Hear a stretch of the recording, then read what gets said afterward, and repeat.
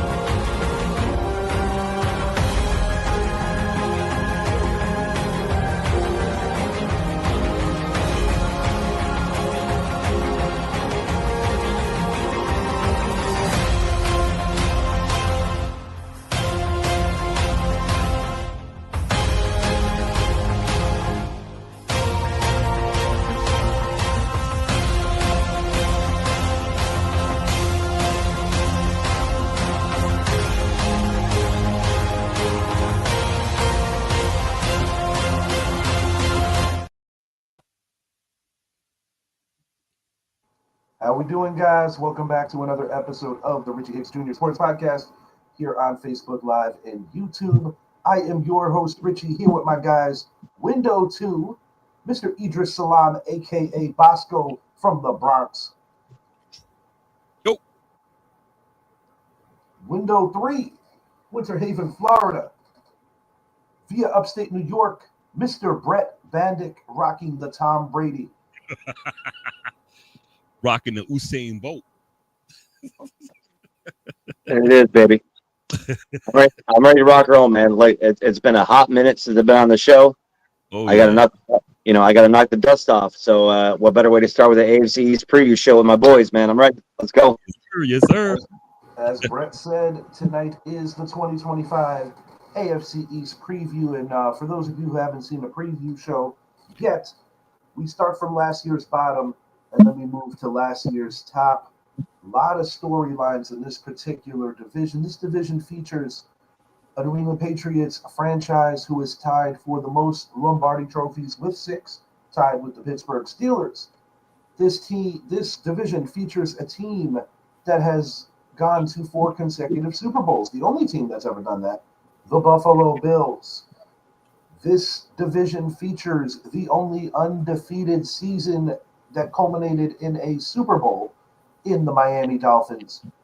And this division features a New York Jets team who essentially, going back to the Broadway Joe era, ushered in what they called the Super Bowl because the first 2 were still known, even though they later got rechecked to Super Bowl, as the NFL championship games, which were won by Bart Starr's Green Bay Packers, led by the incomparable Vince Lombardi, the guy who these trophies are named after. So we're going to start with a team that's very familiar with winning these things, the New England Patriots, last year finishing 4-13 in this division, which was last, but a lot of upgrades in this offseason. They bring back a familiar face, legendary linebacker turned coach Mike Vrabel, who most recently coached at the NFL level with the Tennessee Titans, got them close to winning a Super Bowl, but was unceremoniously shown the door, replaces another former great Patriot in Gerard Mayo. And this is the 3rd coach in as many years because the legendary Bill Belichick is currently coaching North Carolina. But based off the little bit that I've already seen in the preseason, I like what I'm seeing out of these guys. And I'm going to hit the viewers with some free agent additions and re-signed players. Cornerback Carlton Davis, the former champion with the Buccaneers and Texans. Wide receiver Stephon Diggs. Defensive tackle Milton Williams, the former Eagle. Outside linebacker Harold Landry of the Texans. The center Bradbury.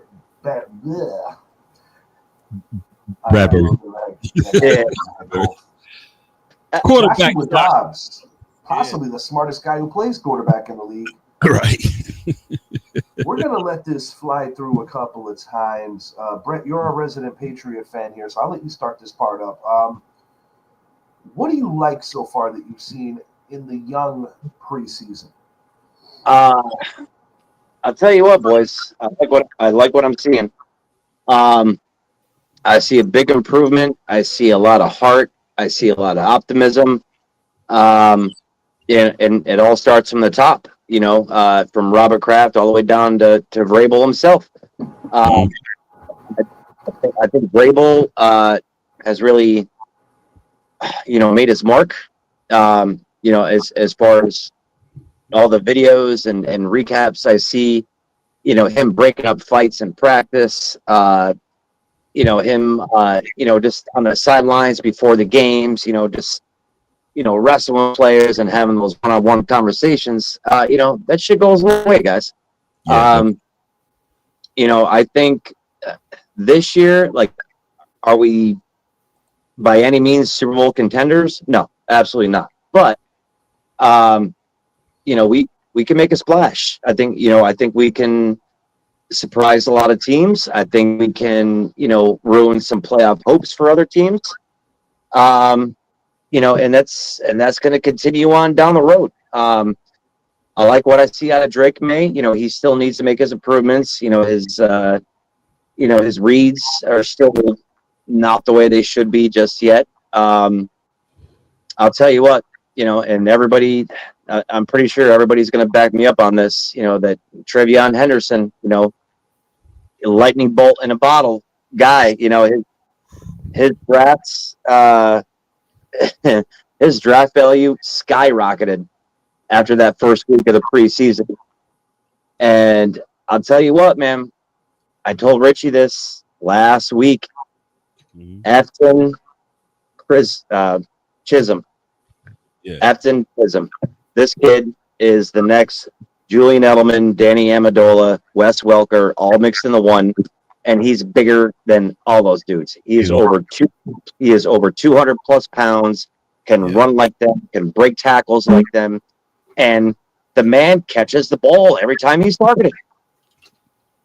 You saw the stat yesterday, boys. 6 for 6, 6 targets, 6 receptions, and a touchdown. This kid, I'm telling you, maybe not this year, guys. He won't be highlighted this year. I'm not quite sure. It really depends on where he is at the depth chart. But you give this kid another 2-3 years in that Josh McDaniels offense as him as the slot guy, he's going to be a good one. He's going to be a good one. But I like the way this team is going, guys. Steph Diggs, I'm still not quite sure how I feel about him. I think he's still a locker room cancer. Ramondre Stevenson, he's a veteran on the team, so hopefully, he can cool his jets. Yeah. And look at what our rookie draft pick, Will Campbell's doing.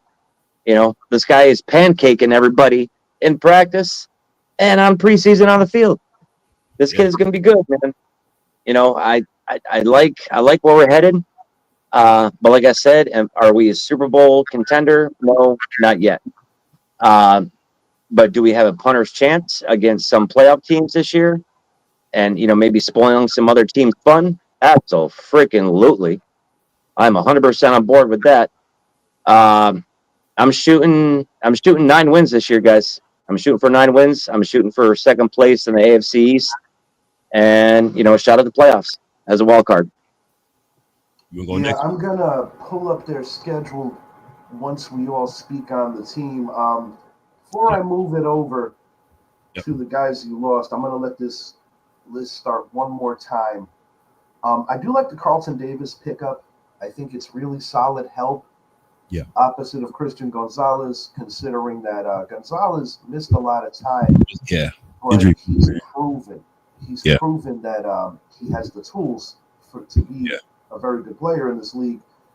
I like the fact that in addition to smashing the draft, in my opinion, and I'm going to bring up their draft picks as well in a minute, they also got some veterans that have fought in some wars in this league. Bringing in Bradbury from the Vikings, I think, is a quality move. A guy who's not afraid to just get down and dirty, because that's where the games are won.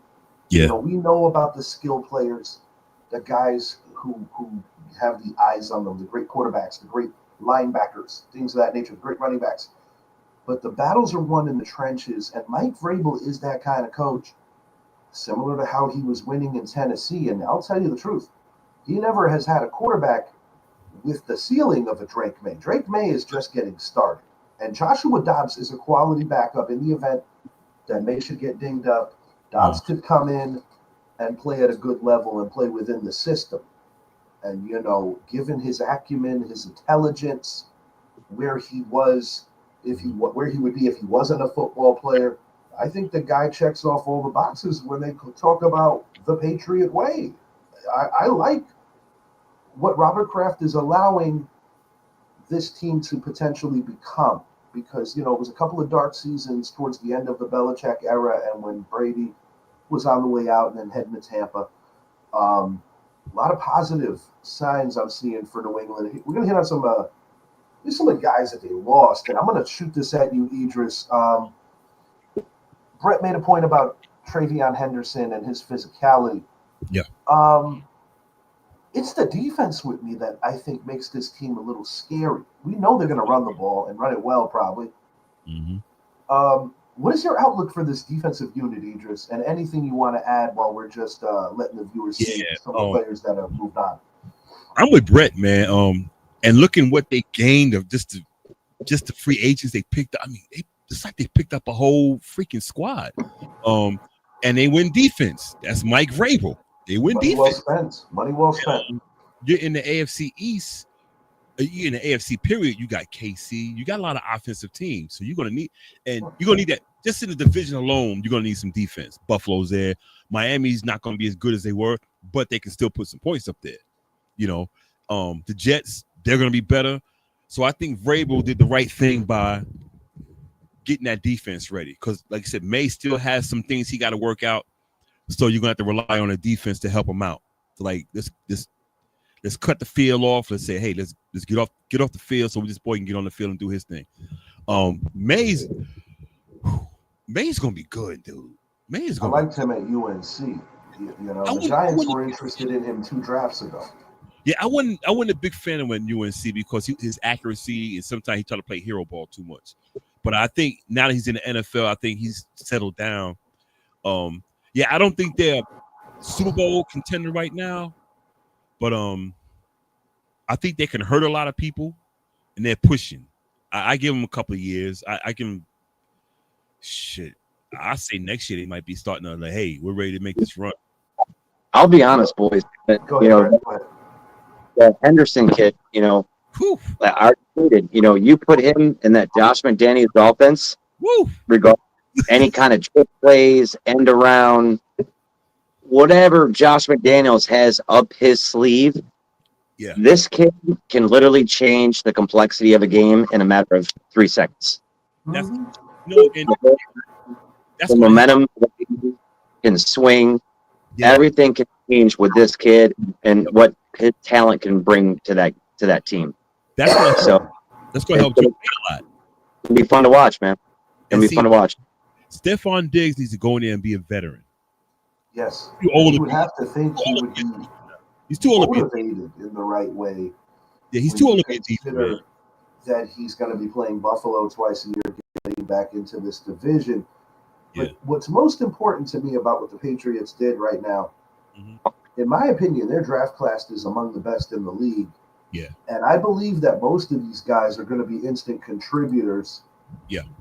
Will Campbell, Brett already alluded to, the guy is just physically massive. LSU, he moves well on his feet. Yeah. LSU Tiger. Yeah. Travion Henderson, great motor, violent runner. Jared Wilson. So they bring in a veteran, and then you go get Georgia's center. Go get it right. Greg Woodson out of Cal, a ball hawk. Mm-hmm. Joshua Farmer at FSU, just a nasty, nasty player. Braden Swinson. If I'm going to compare him to somebody off the rip, he reminds me a little bit of more of a hybrid kind of a Matthias Kiwanuka, maybe. I was going to say that. Yep. Matthias Kiwanuka, maybe that kind of skill set. Yeah. But this draft class, to me, these are going to be young guys that are going to make instant impacts. So in addition to the veterans that they already brought in, they're making a concerted effort to prove to people that they're going to be running the ball this year. Because you bring in a guy like a Jared Wilson, I just love the trenches value. And the guys that they picked up here, it's going to be interesting. Very, very interesting. Truthfully, not a bad pick. I'm looking at what they did here. You got great picks, but even as you get down into the latter rounds, not a bad pick at all. And, we saw glimpses of what this team could be if they had a little more help, because they competed last year and lost a lot of close games. I think this is the year that they're going to be able to stick around and potentially be in the playoff picture for the potential wild card going deep into the year. I don't necessarily know if they're going to be good enough to challenge Buffalo, but in my personal opinion, I think they're the second best team in this division going in. Now, you can never predict injuries. You could never predict those kind of things. But assuming that this roster stays healthy, I see a ceiling of 11 wins, a floor of 7. I say 9 or 10 wins. I'm leaning closer to 9. I think I'm going to go 9-8, a game over 500 for these Patriots. And we're going to pull up their schedule here. They drafted Kyle Williams out of Washington. I didn't realize that till I just saw on Washington State. I didn't realize I just saw it. Yeah. This is good, man. He didn't get a lot of recognition, but this kid is good, dude. Well, you got to think, a lot of these guys in college, when they're buried on the depth chart, they only get like maybe 20 games to really show it. He's good. Yeah. I mean, he's not great, but he has good hands, dude. He's good. He makes the team. He's gonna help a lot, man. They had a hell of a draft, and I feel that guys that they let go, were guys that it made sense to let them go when they did it. But Joshua Farmer, FSU, a player that I paid a lot of attention to in mock drafts, a guy that I wanted my team. I'm satisfied with our draft, but this is a guy that I would have been happy if my team got. Therefore, I endorse it as a hell of a pick for the Patriots. Good play on a bad team, FSU, but he played. Yeah, FSU definitely on a down year, but they had very good players going pro. He left it on the field, though. He still came to play. Now, they open up home for the Vegas Raiders. Okay, I'll say it. I see the Patriots getting the dub there. Yeah. Historically, no matter what's going on with rosters, the Patriots have always struggled to get the initial victory in Miami. It's going to be hot. It is September. But I still don't like Miami that much right now. I'm going to say 2-0. I think potentially they see their first loss in Pittsburgh. Carolina's much improved, but I think they could handle them. Yeah. Buffalo, you got to assume that's a loss the first time in Buffalo. You got to assume that's a loss. They'll beat the Saints. I think everybody's going to beat the Saints this year. Tennessee Titans, that's going to be an interesting game because it's going to be an emotional game with Vrabel going back to his former employer. Yeah. This middle stretch here, I would say like week 6 to kind of like week 11, I think that's an area of the schedule where the Patriots could do some damage. I think they'll eat, I think they'll beat Cleveland. Good chance of beating Atlanta because I think that Patriot defense is going to give Atlanta fits. I think the Patriots are going to get back to being a good home team. I think that's going to be a thing that we haven't seen in some years where coming to Gillette's not going to be fun anymore. No. And it's cold. It's starting to get cold, too. Tampa Bay, I think Tampa Bay get them. Now, the Jets game, that's going to be a good game. I don't know, man. I don't know. That's a flip. But I think they'll eat. Yeah, I say from 6 weeks to week 6 to about 11. I think in there, I think they'll grab 3 out of that. Every good team, even if they're on the rise, like the Patriots are, they're going to lose a game that you're going to be like, want to punch the TV because it happens to teams that are learning how to win. Oh yeah. So there'll probably be one random game that I don't see, or maybe you and Brett don't see that they lose. And you're like, they shouldn't have lost to that team. I'm going to give them 4-2 in the division. I'm going to give them 4-2 in the division. I think they break the Miami Hex of not playing well in South Florida. Give me a split with the Jets, a split with the Bills, a sweep of the Dolphins. Give me 4-2 in the division, which means that if my 9-win prediction comes to fruition, they only got to win 5 other games. And I could see them beating the Raiders, the Panthers, the Saints. The Cleveland Browns are certainly not world beaters. Neither are. See, the Bengals are going to be a tough one to figure because do we trust their O-line? Because I predicted on this show that the Bengals were also going to be 9-8. So that could have a lot of ramifications, that particular game. But I got 9-8. I think, Bretsky, you said 9-8, correct? I said 9 wins. I'll tell you what, but by looking at the schedule, guys, I think our schedule is pretty favorable. Compared to Buffalo's schedule, and everybody has Buffalo coming out on top, being the AFC East champs. I'll tell you what, I think our schedule is much easier compared to theirs, to be honest with you. Well, you catch a good break because you're getting a 4th place schedule. I think Buffalo what happened last year, but you don't have a 4th place roster. Yeah, I think Buffalo has a tougher schedule and a tougher road. Okay, good. I like our chances though, man. And everybody's high on Buffalo this year. I don't see it. We'll talk about them, when the time comes around. But I don't know, man. I like our schedule, man. I really do. I mean, maybe the last, the week 12, the week 16 matchups. Yes, those will absolutely be difficult, but those are also element games, bad weather games, and that's something that we're accustomed to. I'll tell you what I like. I'll tell you what I'm excited about. Yeah, me too. Yeah, that Giants matchup, ESPN. I think you're going to see some good quarterback play between Drake May and Jackson Dart. I think you're going to see 2 defenses that are very aggressive. Yeah, I want to go 9-8, 8-9. I'll say the low is 9. The low is 8. I'm gonna go. I'm 8. looking at this schedule and I'm saying to myself, I'm gonna go. do 8, I see it? I'm starting to wonder if I see a 10th win here. But see, they could possibly get 10 wins. They can possibly have 10 wins. See, that's what I'm saying. Because towards the end of the season, it's that thing where you got Miami's not gonna go to New England in freaking no. That's the January game. They're not gonna go to New England and beat New England in January. Miami sucks in the cold. So I could see them sweeping Miami. I'm gonna go 4-2 in the division. Also, I think they'll split with Buffalo, split with the Jets, and sweep Miami.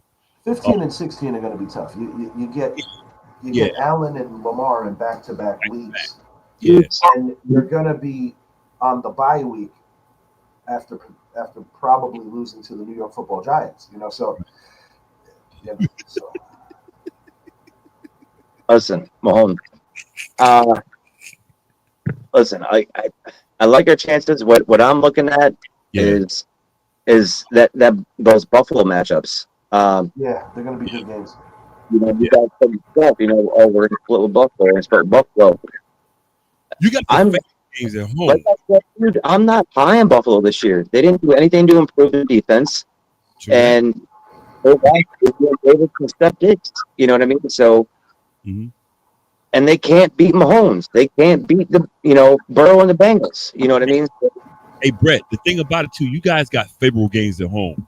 You got Carolina, you got Tennessee at home, you got Cleveland at home. Well, Tennessee's actually a roadie.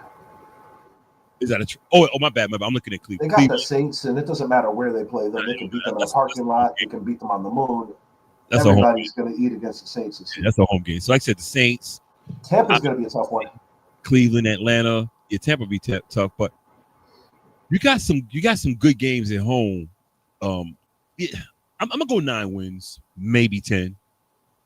I'll go 9 wins. And if they win 8, I think they'll have a strong. If they win 8, I think they'll have a strong or good looking 8 to where you say this team has some fight. They won't be last year's or the year before. No, I think 9 wins gets us a wild card shot. I think, this is kind of aiming high. Maybe, I don't know. Maybe I'm raising the bar a little bit, but if we sweep Buffalo, nice. Sweep Buffalo. Come on, it can be done. I mean, it can be done, but if If we sweep Buffalo, well, you see, we got yeah. we got a good chance of winning that division. I'm just saying. Hey, if you sweep Buffalo or the Jets, because you're gonna what's sweep that? Miami. If you sweep Buffalo or the Jets, because you're gonna sweep Miami. I think in order to win this division, you got to win at least 12 games, at least. Why? Because Buffalo's going to win 12 games. I'm gonna go 11. I'm gonna go. You got to win about 11 or 10. Until the end. 12 games. You don't think Buffalo's winning 12 games this year? I don't. I do. All right. Well, we're going to get on them towards the end. So bring it up. I'm giving. You know what? I'm gonna give them a 10th win. Give me 10-7 for the Patriots, second in the division. Okay. 10-7 will get them the 7th seed. I'm giving the Patriots the 7th seed. I'm looking at this schedule, and I'm feeling generous.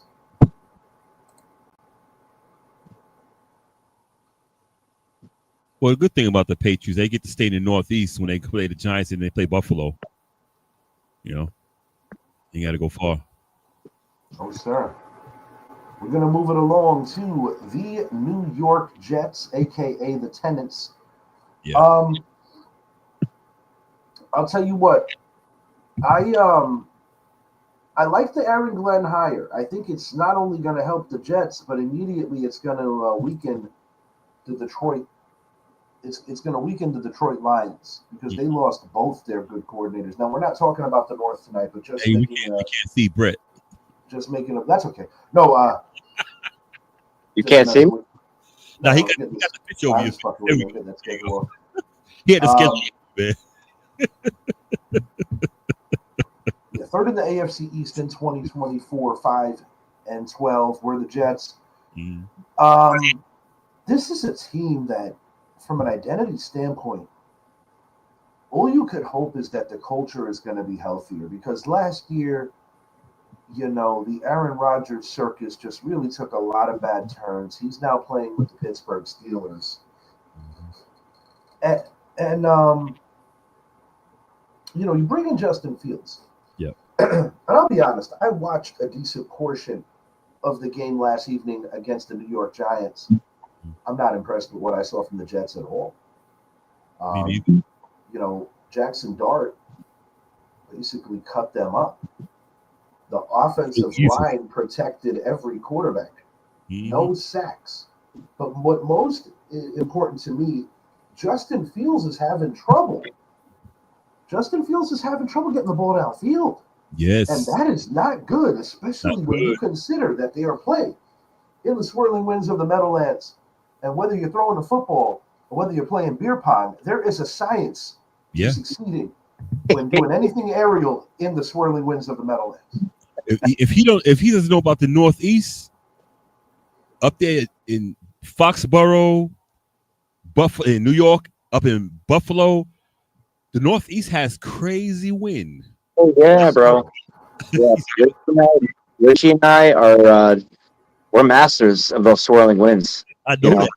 Yeah, we were very successful in beer pong for a solid 5-6 hours. That's the only reason we were actually standing when we walked into the stadium. But Jets keep free agent additions. Good, man. You're bringing in Brandon Stevens of the Ravens, free safety Andre Sisco, the most successful kicker percentage-wise last year. Nick Folk back with the Jets. He's made his rounds. Former Lion, former Jaguar, Josh Reynolds, Isaiah Oliver, Chris Boyd. This is the thing. Do I think Aaron Glenn has the right vision to get these guys to go where they're supposed to go in time? I actually do. Yeah. But what worries me, how long is the brass going to be patient? Because the Jets have had a horrific time with keeping coaches long enough for them to succeed. And I'll be honest, what I saw last year with that Rodgers circus and, you know, the controversy getting Saleh fired, and then Devontae wants to come back and he wants to live with him. He wants to room with him. And I'm like, this is turning into like a soap opera-ish shit show of mediocrity. You know? And basically. It's like, yeah. And it's like, as frustrating as the Giants have been, you don't have to feel too bad because you just look down the hallway and say, you know what? At least we're not those guys. And I'm going to be real with you. I don't believe in this team. I like their draft. Here's the key losses. Aaron Rodgers is a Steeler. We know this. Devontae Adams is a Ram now. I think that's a great pickup for them. Hassan Reddick. People forgot he was even a Jet. Safety Chuck Clark, now with the Steelers. Safety Ashton Davis, a Dolphin. Longtime Jet Tyler Conklin, now going to be catching passes from Justin Herbert. Morgan Moses is a Patriot. You know, crazy. The draft, you know, and then we're gonna Armand Membois, the best lineman in the entire draft, in my opinion. They hit a home run there. Your guy, Mason Taylor from LSU, Idris, a quality pickup. And there was Thomas also. Yeah. Opposite of Sauce Gardner. I like what they're doing on that side of the ball. Arian Smith, I'm skeptical. Malachi Moore, the ball hawk out of Alabama, Francisco. You going to pronounce that? I'm not going to. Round 5, edge rusher Tyler Barron out of the University of Miami, Florida, because there is a Miami of Ohio. I think they did well in the draft. Yeah, they did do well in the draft, but I'm sorry.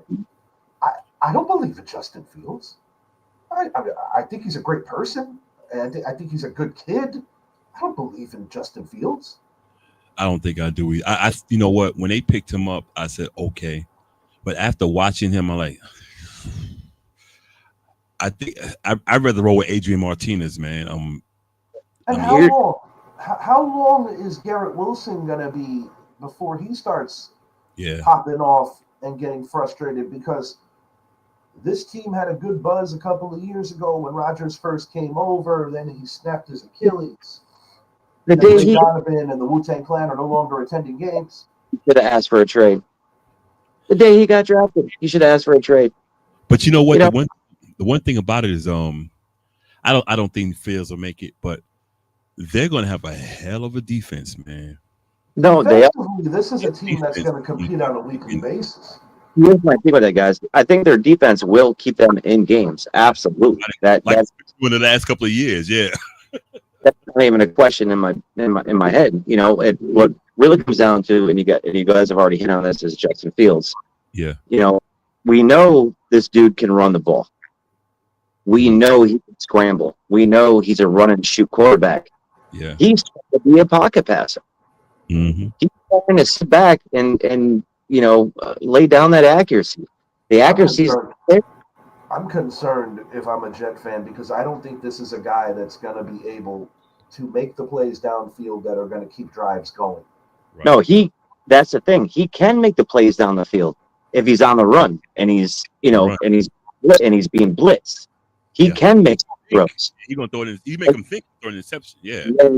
When he can't make those throws is when he's in the pocket and under pressure. Right. If he's trying to shoot the ball from the hip, that ball's off. Yeah. But if he's running, if he's outside the pocket and he's on the run, absolutely he can make those plays. And how do we feel about Breece Hall right now? How do you guys feel about Breece Hall? I mean, you know, he really hasn't shown me anything. You know, I mean, he got hurt last year. Yeah. You know, everybody's high on him in fantasy. But has he really shown me anything? No, absolutely not. And lower extremity injuries, I say it all the time here on the show. Yeah. It takes a minute. It takes a minute to get back. Yeah. Yeah, I don't know, man. I just said that defense is going to be good. That's the best I could say because Justin Fields hadn't done anything to say, okay, yeah, he's really got it. I mean, he looks like the Justin Fields we've seen in Chicago. You know, it looks like Fields that I actually felt bad for because when Chicago loaded up on the weapons, now you got guys in that locker room that are questioning Caleb Williams' leadership. Yeah. So, but you know, guys, you look at those old tapes. You know, you know, just scroll back to last year and the year before, and just Google top plays from the NFL from that year. Yeah. Justin Fields is in a lot of those. Yeah, and that's with his legs and with his downfield throws on the run. Yeah. So the playmaking ability is there. Mm-hmm. I just think he's being a little too conservative right now. You know what I mean? Like I just think. I also think that speaks volumes on how much do they trust him yet? Are they giving him complete reins? Because sometimes I try not to take everything out of the preseason because they do tend to run vanilla schemes. Right. But I'll be honest, you'd have to be blind to not see the issues that they're having pushing the ball down the field, and that's a worry. If I'm a Jet fan, that is most definitely a worry. Here's their schedule. I would have to say week 1 is exciting because you're getting Aaron Rodgers coming back. That is the home opener, the season end home opener. They start off with 2 at home, but the 2 tough teams right off the rip. You got Pittsburgh and Buffalo in the Meadowlands first 2 weeks. I don't see them beating the Steelers week 1. Me neither. I don't see them beating Buffalo, even though they're home week 2. They They're might going not to Tampa and win. Might not go to Tampa and win. Maybe week 4 is their first victory against the Miami Dolphins. Maybe not. And then you get a Dallas team at home. Yeah. The Jets actually, it's weird, but the Jets have a propensity for playing well against the Cowboys. Yeah. But, I mean, this is the thing, right? Denver. If you don't beat Dallas, you're not catching your first win until Carolina. Right. Yeah. Look, I'm not going to put nothing past Carolina. Carolina's improved their roster immensely, in my opinion. Yeah. Yeah, they're not going to Cincinnati and winning. I mean, they can, but I don't know. Cleveland, that might be Cleveland. I don't feel too good about what I'm looking at here. I'm seeing best case scenario 6 wins, and I don't even know if I feel that good. Yeah, I'm going to go, let me see, Miami. I'm going to go 6. Yeah, I'm going to go 6 because I'm going 5-12. 5-12 for the Jets. Yeah, because Jacksonville, New Orleans, Miami probably, Atlanta. I'm gonna go 6. I'm gonna say this. Their ceiling is 7. I think their low point is 5, but I'm gonna go in the middle with 6. I'm gonna say 6 as well. Yeah, because that start out in Pittsburgh, Buffalo, Tampa Bay. And that looks like 0-3 out the gate. Right out the gate. Yeah. Before they finished the month in Miami. Right. And even with Dallas and Denver, Dallas may not be Dallas they've been, but they still got an offense. Now, like you say, they do play Dallas pretty well every year. So whenever they do play. And they will have a good defense. So Denver's not going to be. Denver game could be interesting because, to your point, they play this a good defense. But the problem is I don't think they have enough on offense to consistently score points. Yeah, that's the problem. I'm gonna say 6 for sure. I'm gonna say 6. I'm going 6. I'm gonna do one worse than you guys. I'm saying 5-12 for Gang Green. I think the other team that shares that stadium with them is going to have a better season. I'll say that as well. Now, our team, we're not doing a show on them today. They do have the toughest schedule in the NFL, but so far so good. So I'm just going to say that if the 2 most important draft picks, Jackson Dart, Abdul Carter, especially Abdul Carter, because we don't know when Dart's going to see the field. It could be week 6, could be week 5, could be week 15. But I think Dart's closer to starting than City. I think they're already wondering about if Russell Wilson was a good investment. But hey, Brett, if we got Tommy DeVito, expect him to be a Jet. I would not be shocked at all, man. I would not be shocked. Yeah, the Giants are not going to be able to retain DeVito unless if they were to trade Jameis, which is definitely not going to happen because they have him for 2 years. Yeah, Jameis ain't going. I kind of wish they didn't even pursue Russ and would have just had Winston and Dart fight it out and have DeVito as the number 3. Sure. DeVito he'd be with the Jets. And he had a cup of coffee with them already, so it would not surprise me in the least. He'll be with the Jets. And good for him. Stay local. Might be up in New England. I mean, you never know. Crazier things have happened. DeVito is not leaving the Northeast. He'll end up in one of them the deli commercials that they do. You'll see one of those there. I'll mess with you, Brett. We don't bring that negativity up to Massachusetts, sir. No, we don't. No. Next. I did show that Monday Night Magic against Papa's Packers a couple of years ago. All right. Who's next? The Fins. Fins. They got Brett's boy down there, and they say he's looking good down there in Miami. That's the thing. Which boy is that? Mac Jones. Mac Jones. Come on, man. Jones. Come on. He's out, but he's looking good in there though. He's looking good, dude. He's looked better than he's looked since he came into the league for real. Yeah. He's looking good in Miami. Come on, man. I mean, it might be. No. They don't have Jones. They got Zach Wilson. Zach Wilson. No, Milf Hunter. No, I mean that's what I mean. Zach Wilson. Mac Jones is out there in Cali. My bad. Guy. Same stupid looking face. Mac Jones. No, actually, it's Zach Wilson. Zach Wilson from Milf Hunter fame. Yeah. All right, Mike McDaniel. He's going to be the first coach, potentially the first coach that gets fired this year. I think so. I mean, he should have got fired last year. He got fired last year. Maybe. He should have got fired with the freaking Tua stuff. With the concussion bullshit. He should have got fired from that. Fired then. He should have got fired, man. Period. Yeah. This is an organization, even going all the way upstairs, that I don't trust. Going back to the Brian Flores crap, the way they fired him. And then to make matters worse, he felt like he was just kind of made a poor example of for the quote-unquote you have to interview thing because of the Rooney Rule, where Flores was well qualified and kind of got the run around from a few teams. They hired McDaniel. They need Incognito back. That's what they need. He's too old, dude. Rich, he'll come back. He'll be like, come on back, Incognito. He'll be like, all right. Incognito. This team's in a weird place. So they make the trade. They send Jalen Ramsey over to Pittsburgh along with Jonnu Smith. They get back Minka Fitzpatrick. This team is cap strapped. That's another issue that they're having. They put all that money into Cheetah and what's this for? Yeah, they don't. Got it. Now I want to ask you boys. Yeah. Is Tyreek Hill here as a Miami Dolphin? You said he will do what? Say again. You went out. Is he going to finish the season in Miami, or is he going to try to get traded at the deadline?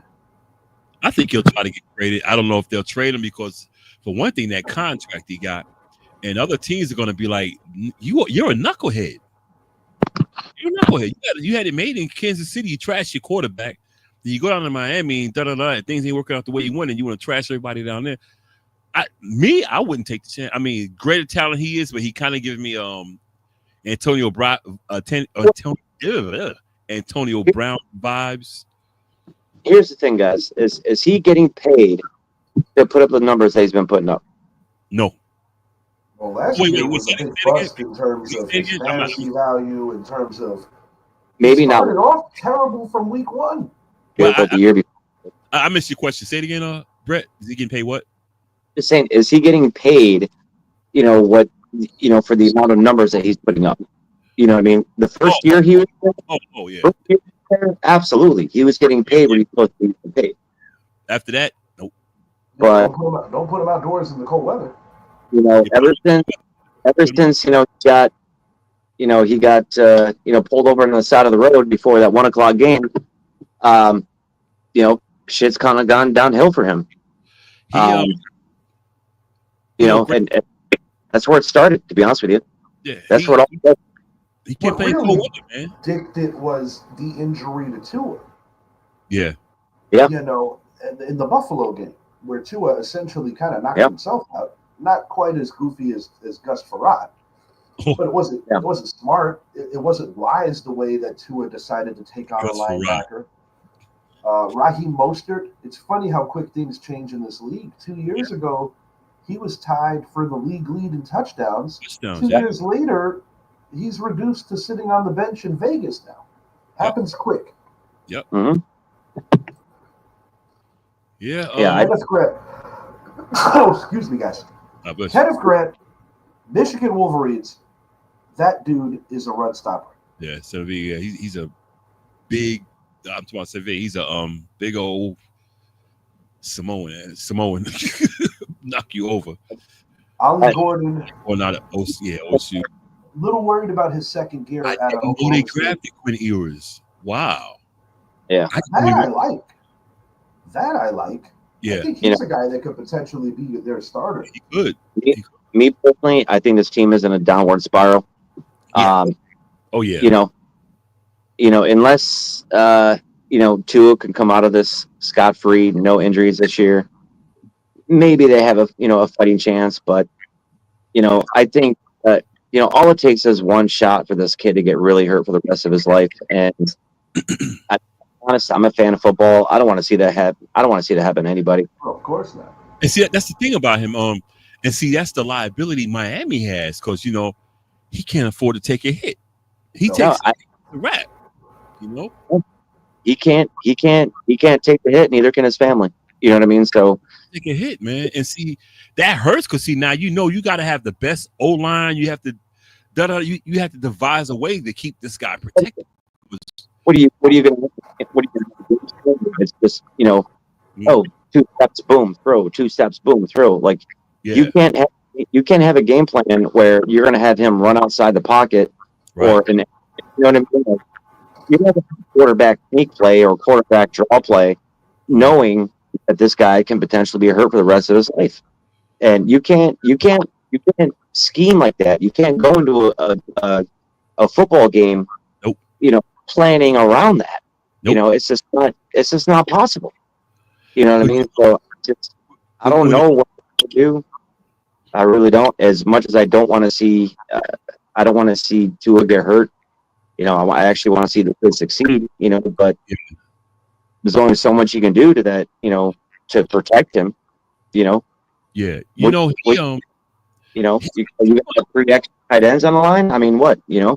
He's going to have a rough, man, because see, that division, Buffalo, they got a good defense, but the Patriots and the freaking Jets are going to have some defenses that coming to hit you. Yeah, dude. Out of you. And it ain't going to be like it was last year where he can run it. The Jets and the Patriots are coming to punch you in your face, So it's not going to be easy, man. Miami's backup? Huh? Who is the backup? Who's the backup? Looks like it's probably going to be Quinn Ewers out of Texas. Who is it? Quinn Ewers out of Texas, the rookie. Yeah, he started last year. Texas. Yeah, he might be. I got to look it up, but I think that's it, man.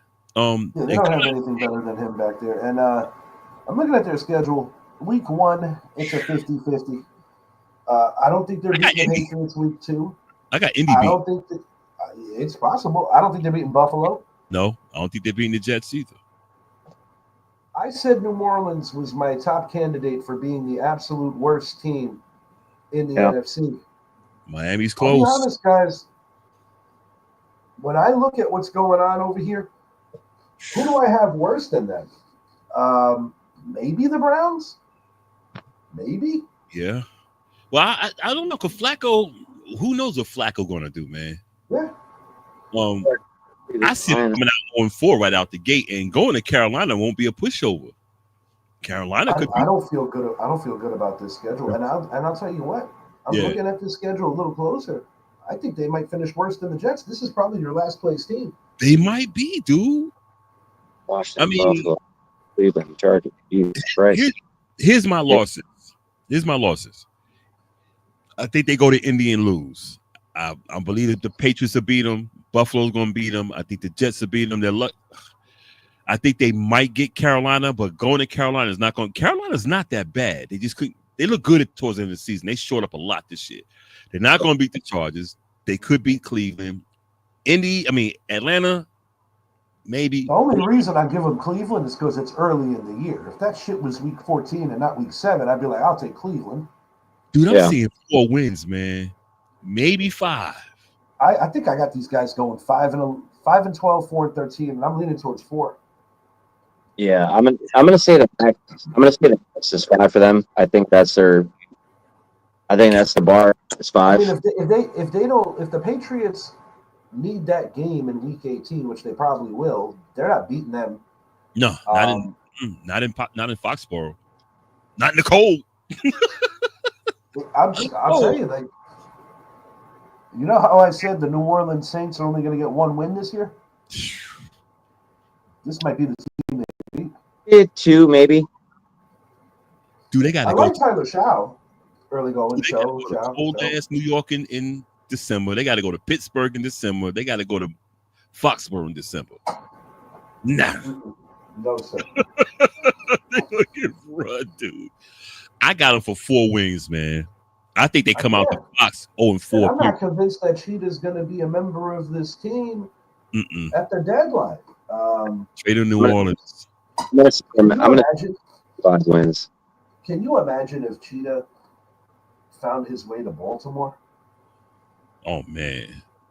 Yeah. They don't really need him doing business with the Bills because it's interdivision. But see, Baltimore don't really need him though. That will cut down Lamar's running, cut down Henry's number, Lively, and all them. And plus, they got Zay. They wouldn't need Cheetah. Cheetah would be a disruption, man. In my opinion, because he wouldn't be the number. I mean, he might be the number 1 receiver, but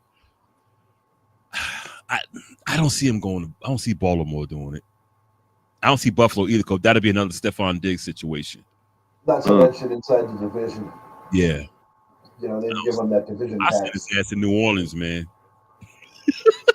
Just to be spiteful. Hey, y'all can have him. I don't know, dude. I really don't know. I'm saying 4-13, man. I'm with you. 4-13. Brett, you got him for a 5th win, or you sticking with us? I got that. I got their max as 5. Okay. I'm gonna. I can see 5. I don't see 5, but I can see 5. I don't feel good about them. I'm being honest. I really don't. I don't like the fish anyway, so. I never did, never would. Yeah, never did, never would. Squish the fish. As Maddie would call him. Yeah. Squish the fish. The Buffalo Bills. This is where the show probably gets interesting. Finished 13-4 in the AFC East in 2024. First place and lost in the AFC title game to the Chiefs. Key free agent additions, since Brett doesn't believe they've improved at all. Joey Bosa is, in my opinion, an improvement. Wide receiver Josh Palmer, formerly of the Chargers. Offensive outside linebacker Michael Hoyt, Rams. Tre'Davious White with the Bills. Oh, I didn't Wide know. Receiver Elijah Moore, the former Brown and Jet. Running back Ty Johnson is re-signed. Safety DeMar Hamlin re-signed. I'm looking at the wrong thing. Fullback Reggie Gilliam re-signed. Cornerback Dane Jackson, formerly of the Panthers. Safety Derek Forrest, formerly of the Commanders. So these are some of the guys. Oh, they got Shaq Thompson from the Panthers. Whoa. I think those are 2 quality pickups. I mean, assuming Bosa can stay healthy. Now you got. That's his problem. Man, I didn't know he picked up Von Miller. Von Miller is a Commander. Oh, Commander. These are the guys leaving out now. Matt Collins is a Pat. That's why I was like, I can't believe. I'm like, what? Okay. Now, Dwayne Smoot, is that the son or nephew of Fred Smoot? That's him. Yep. You remember when Ocho was mic'd up? Smooth. Remember that? Smooth. Yeah. That shit. All right. I do. Fred Smooth with the blue white socks. Smooth. Out of Ole Miss. Buffalo's draft class cornerback Maxwell Hairston out of Kentucky. TJ Sanyers, the Gamecock. Edge Landon Jackson out of Arkansas. Round 4, I was surprised that he actually went this far.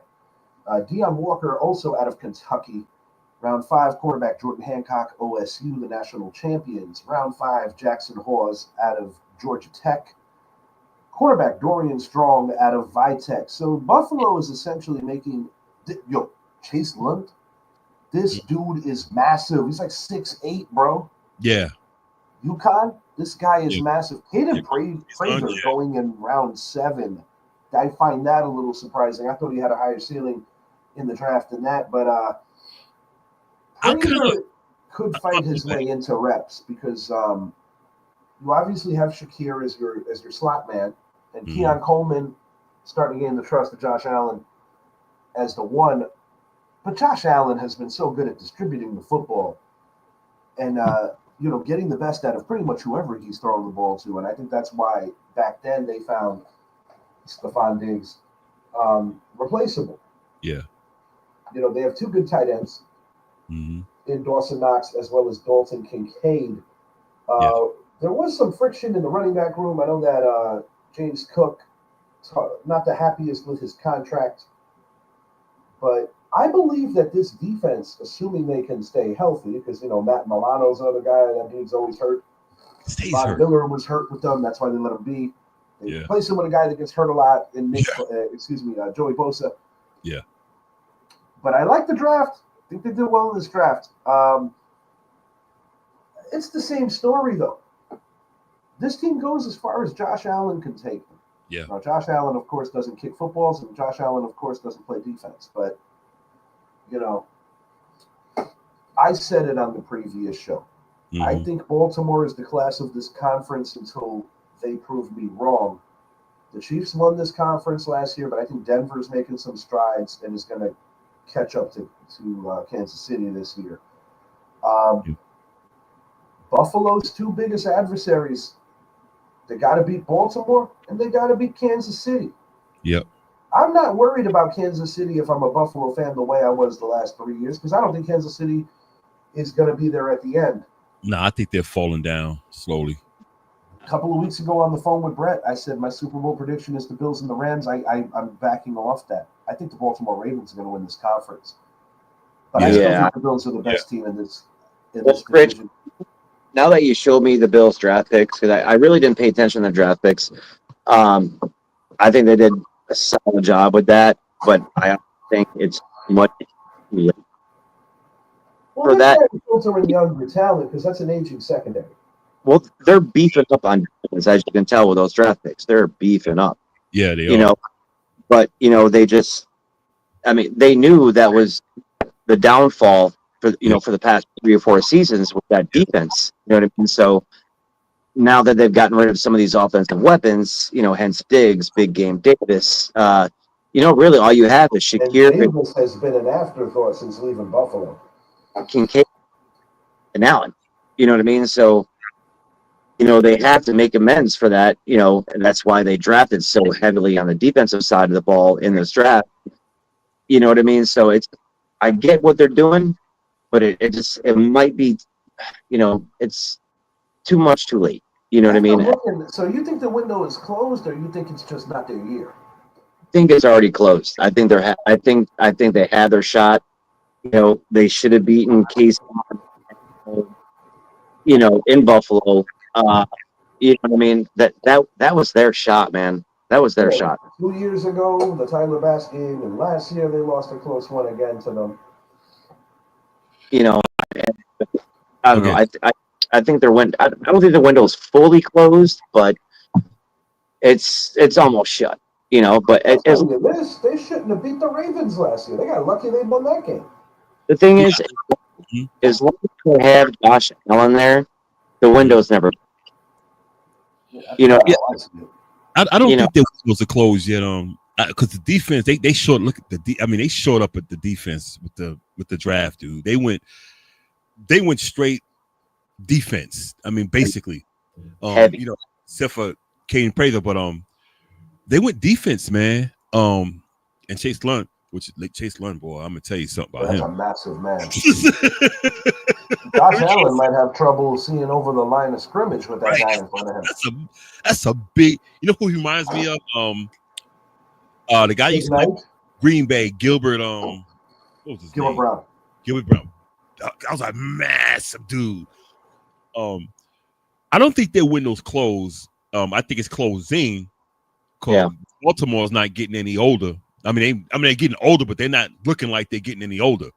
They're getting old. Yeah, you're right. They're getting older. They're fortunate. Derrick Henry's still playing in the prime of his life. Yeah, they don't look football old. You know what I mean? Yeah. They're not getting football old.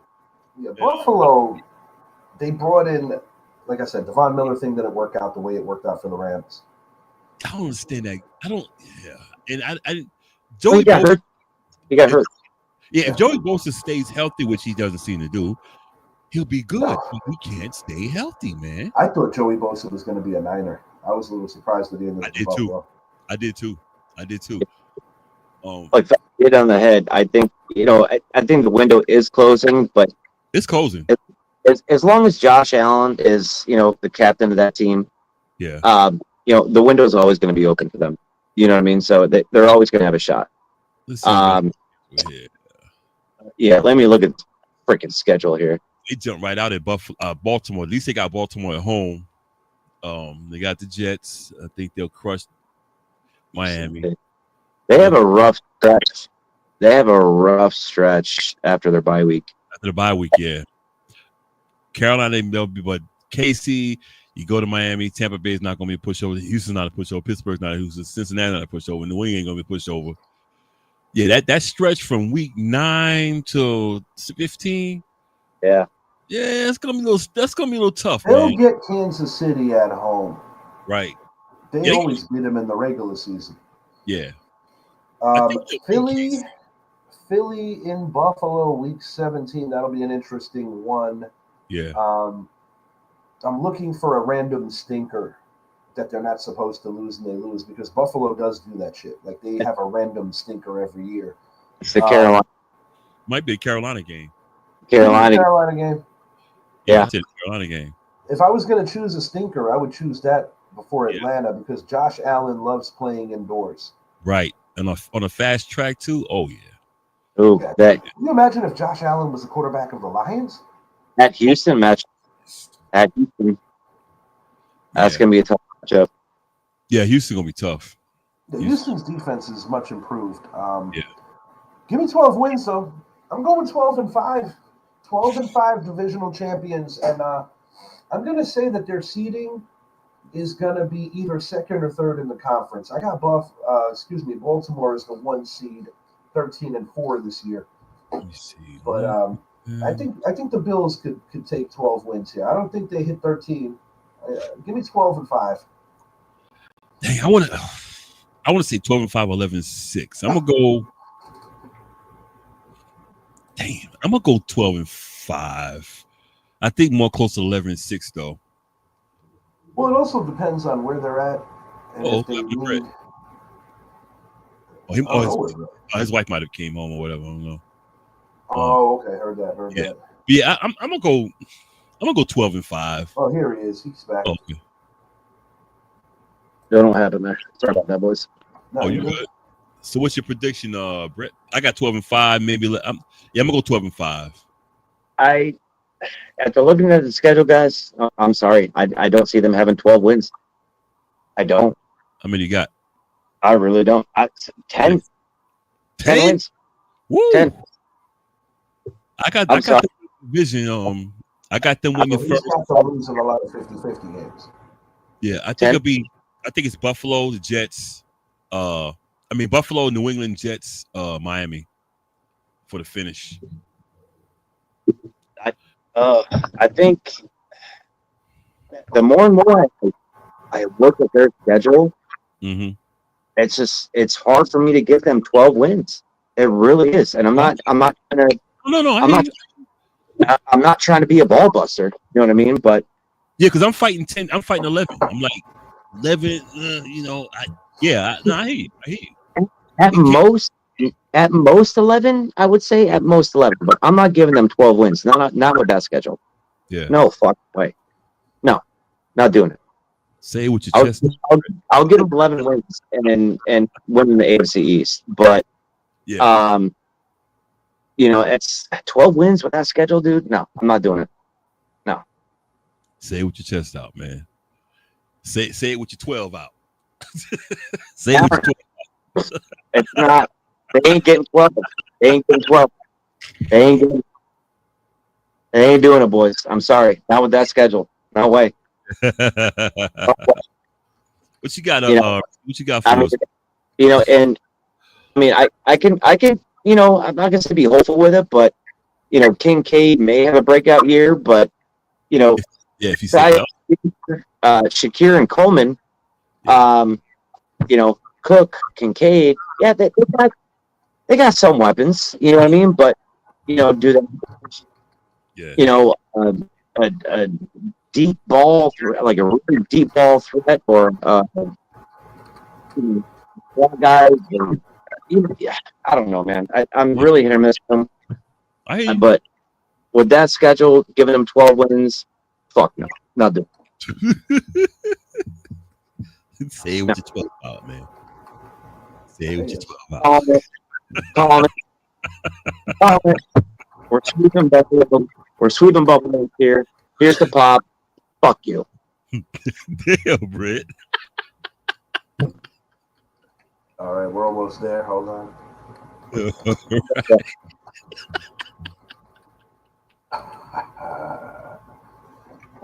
All right. You see? Look at Usain Bolt. Yeah. All right. This segment is called Start Bench. Missing. The missing link. 1990 Bills. Woo. 1983 Miami Dolphins. 2007 New England Patriots. On Start Bench Cut, I give my guys 60 to 90 seconds to convince me why they are correct. Start one, bench one, cut one. I let Idris start last time when he was going head-to-head with Shed, so we're going to let Brett go first here. The 1990 Bills, who in my opinion were the greatest team in their franchise's history. The 83 Dolphins. The 07 Patriots. Brett, you are on the clock. I'm gonna cut the 83 Dolphins just because I fucking hate the Dolphins. I'm gonna bench.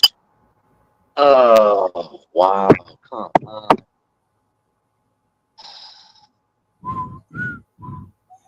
I'm gonna bench the 90s Bills. 2019, Clyde Wright, Scott No Way. That was during the Gulf War. Whitney Houston. Come on. I can't. I gotta bench them. You said all that. I thought you were going to start. I'll start the 2007 Patriots.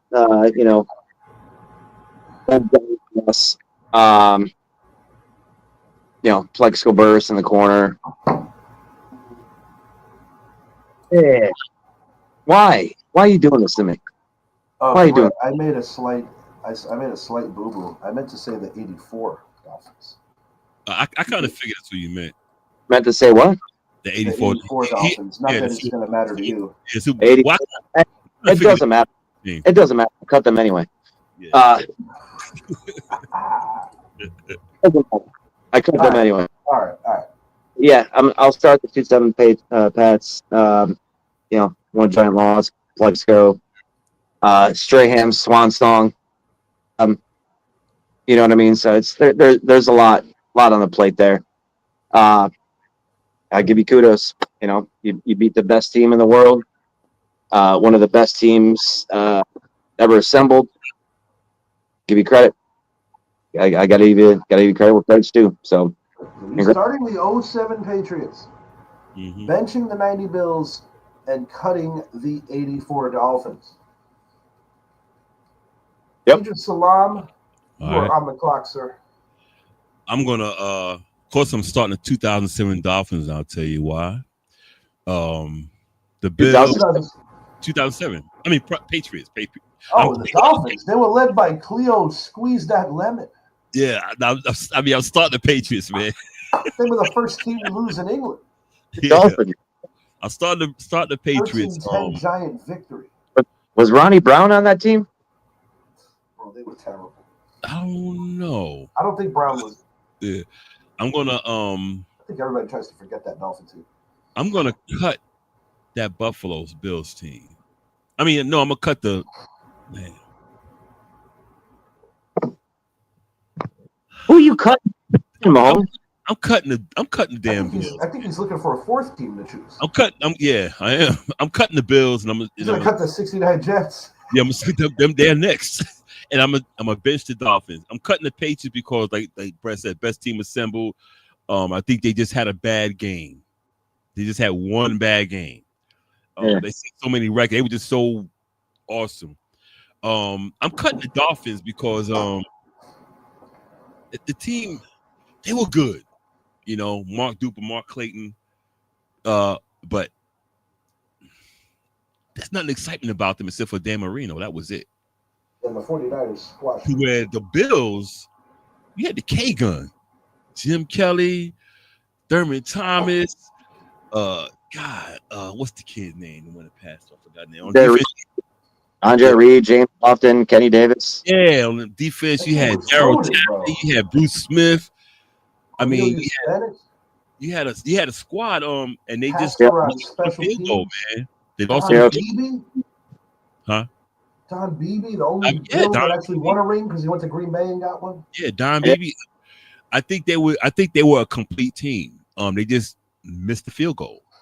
They went against a very good ass defense, which the Giants had a damn good defense. And for a team to go back to back, because that's the same team that did it again. You know, I'm benching them. But Dolphins. I think if you put all three against each other, I'm still going with the Dolphins for the win. The Dolphins. I'm going with what the hell? I got the Dolphins on my mind. If you come, I think Patriots start the Patriots, bench the Bills, cut the fish. Okay. Squish the fish. All right. I might be thinking outside the box here. When I look at the 07 New England Patriots, we know that they were the greatest offense of all time, but that's not up for debate. Mm-hmm. However, I think a case can be made that the 90 Bills defense was better than the 07 Patriot defense. Oh, yeah. Because more of the Bills players were in their prime during that time. Oh, yeah, no doubt. Now, the Patriots beat pretty much everybody that was good in the league that year for the first 18 games because it wasn't like they beat a bunch of tomato cans. I mean, they beat a ton of playoff teams. They beat the Steelers that year. They beat the Cowboys that year. They beat the Giants that year. Yeah. We gave them a tough run. The Colts that year. They beat a lot of really awesome teams. Mm-hmm. But there's something special about that Bills team that I think always gets overlooked because Jim Kelly, that team going into Super Bowl 25 against the New York Giants, they were setting records. And it took a monumental performance and coaching strategy, which was deployed by Bill Parcells to Bill Belichick. Actually, Bill Belichick, when you consider Parcells, the strategy was keep them off the field. It was that simple. Keep them the fuck off the field because the turning point in the game, in my opinion, two of them.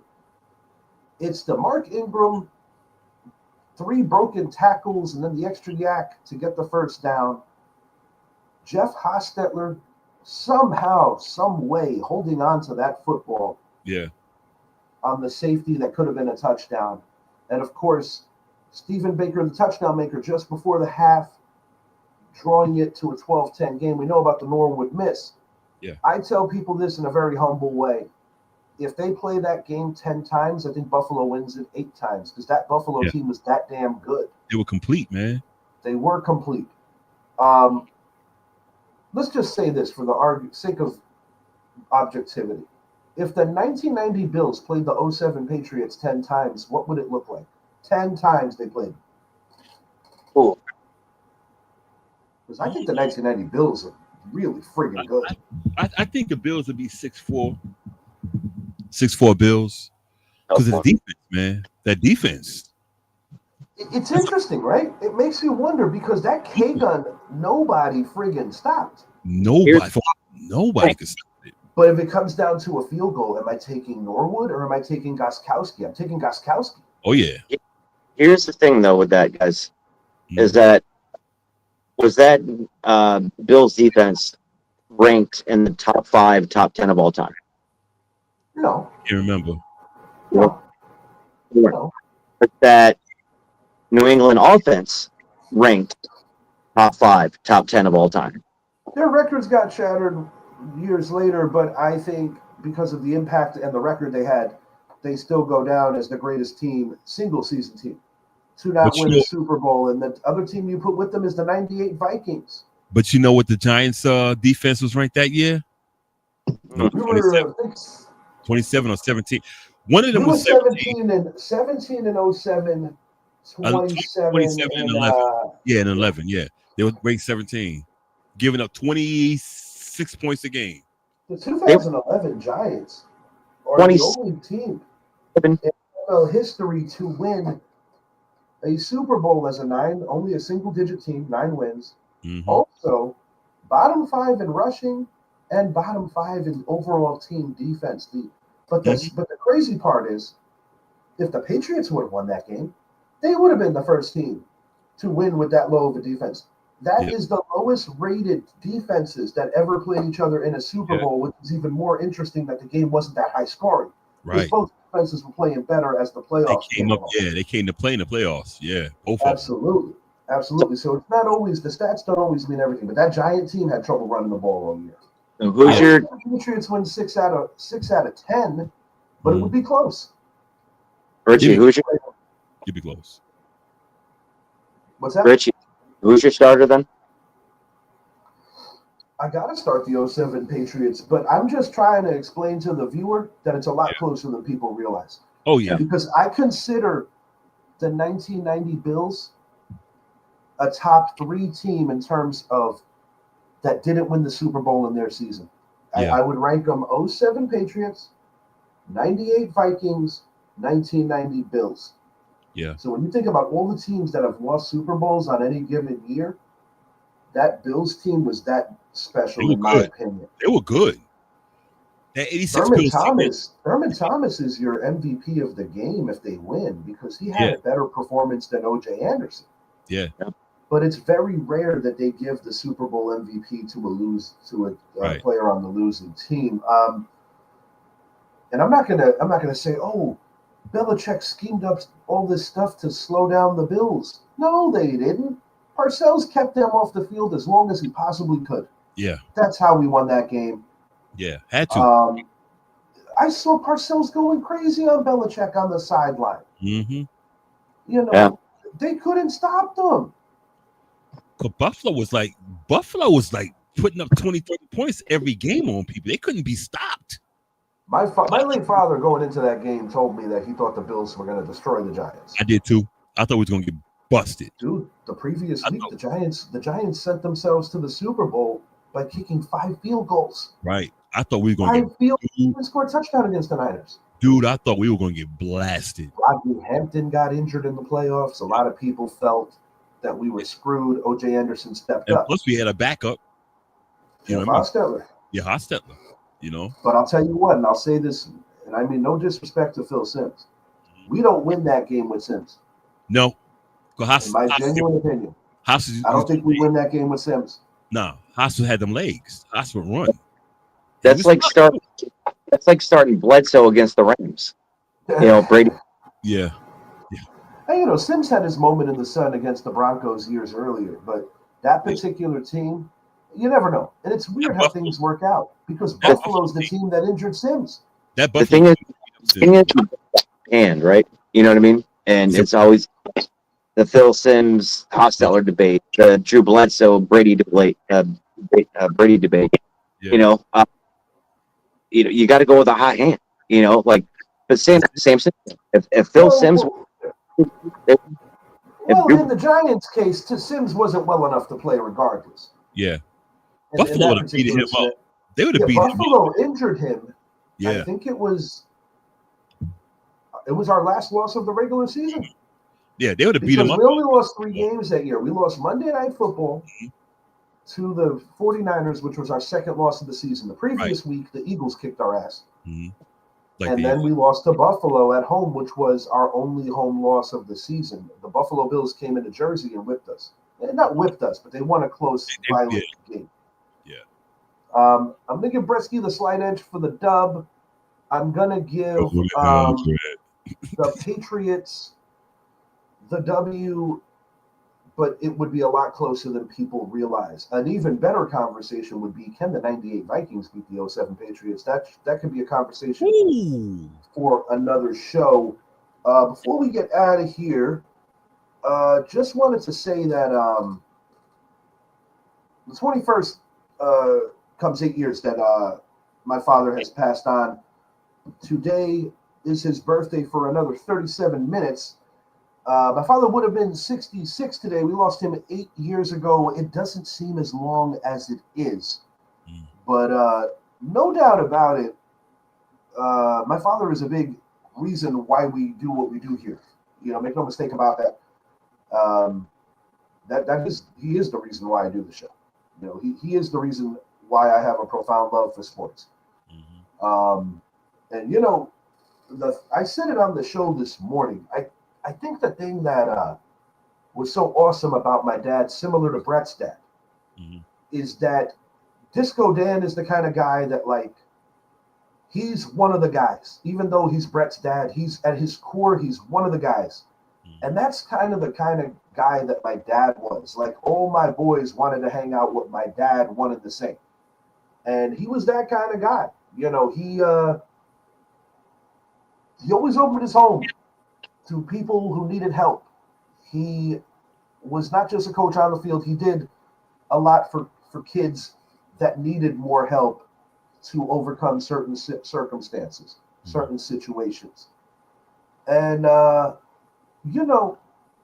that's how I look at what his legacy is. If there's a bigger legacy than anything he did for a career or anything he did, is that at my dad's core, I always saw him as a guy that wanted to make something better than the way he found it.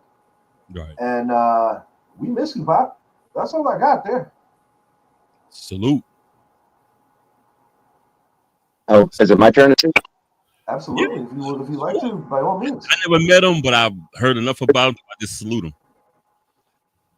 Yeah. Pops, you left a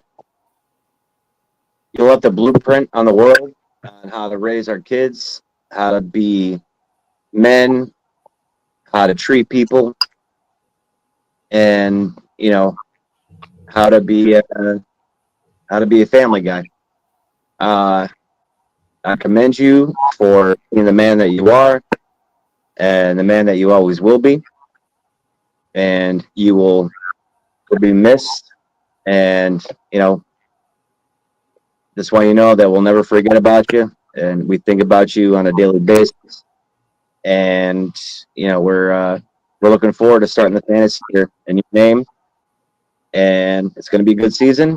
And, we'll see you around. And I'm looking forward to receiving 2 trophies because John is on a little backlog with me with trophies. So I will be making sure to sit near Brett on draft day. Funny story about Pops before we get out of here. We were doing a fantasy baseball thing. Yeah. And Brett had this genius move where he decided to draft a guy that was killed in the offseason. And Brett's over here looking all slick, like, yeah, I got me a steal. My dad looked at him and said, he's fucking dead, Bretsky. What's wrong with you? Cross him off, Pops. Cross him off. You know who it was? It was Ventura. Yeah. It was who? He was a pitcher.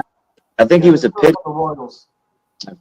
My dad just looked at him like crazy. He's like, did he just fucking pick a dead guy? Actually, that's exactly what he did. And on that note,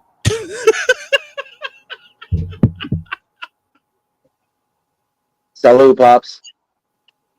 yeah, for real. Have a good night, everyone. Thank you for staying up and watching. Later, We man. are out. Announcements for our next show to come.